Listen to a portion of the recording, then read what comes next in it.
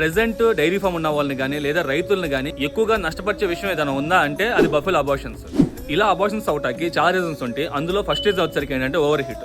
చాలా మంది రైతులు ఏం చేస్తారంటే ఎక్కువగా ఎండాకాలం టైంలో 40 degrees 50 degrees ఉన్న టైంలో గేదెని ఎలగట్టేస్తూ ఉంటారు. మాక్సిమం ఆ టైంలో నిలబడవో, ఒకవేళ నిలబడినా సరే ఆ ఓవర్ హీట్ కి గేదెకి అబార్షన్స్ అయిపోయే ఛాన్సెస్ ఎక్కువ. ఇది కాకుండా ఇంకో రీజన్ వచ్చేసరికి ఏంటంటే రైతు గేదె ప్రెగ్నెంట్ ఉన్న టైంలో ఒక సిమిలర్ గడ్డి వాడడం అనమాట. రకరకమైన గడ్లు వాడతారు, లైక్ పిల్లి మెసర్ అని, సోప్ నేపియర్ అని, జున్ను గడ్డి అని, ఇలా రకరకమైన గడ్లని వాడుతూ ఉంటారు. ఒక స్టేబుల్ అని గడ్డి వాడితే గేదె నార్మల్ గా ఉంటే, హార్మోన్ కూడా బ్యాలెన్స్ గా ఉంటే, మీరు వేరే వేరే గడ్లు వాడటం వల్ల ఏమైందంటే హార్మోన్ ఇన్బ్యాలెన్స్ అవుతాయి. అలా ఇన్బ్యాలెన్స్ అయినప్పుడు అబార్షన్స్ అయిపోతాయి. ఒకవేళ ఇలా పచ్చిగడ్డి దొరకని టైంలో రైతు ఏం చేస్తాడంటే గేదెను అవుట్ గ్రేజింగ్ పంపిస్తాడు, అంటే బయట మేటకు పంపిస్తూ ఉంటాడు. అలా పంపించినప్పుడు ఒక 2 గేదెలు కలబడినా సరే, ఒకదానికొకటి పొడుచుకున్నా సరే అబార్షన్స్ అయిపోతా ఉంటాయి. ఇంకా సింపుల్ చెప్పాలంటే ఆ మందలో బుల్ ఉంటే, ఒకవేళ ప్రెగ్నెంట్ ఉన్న ఫీమేల్ బుల్ మేటింగ్ అయితే ఆటోమేటిక్ గా అబార్షన్స్ అయిపోతాయి. ఒక బుల్ మేట్ అవడం వల్ల ఎందుకు అబార్షన్స్ అవుతాయని చెప్పేసి మీకు కనిపించవచ్చు, చాలా మంది కనిపించవచ్చు. ఒక